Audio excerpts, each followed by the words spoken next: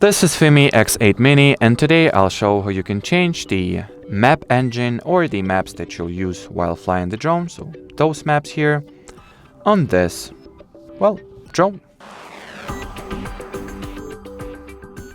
In the beginning, launch the camera view or the drone interface of the FIMI Navi Mini app.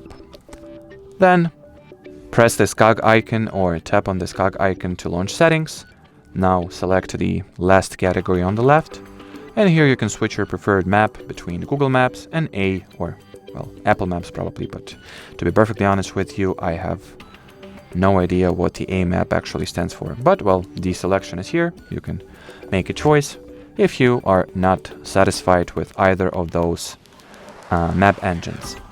And as far as this video goes, that'll be it. Thanks for watching, and bye-bye.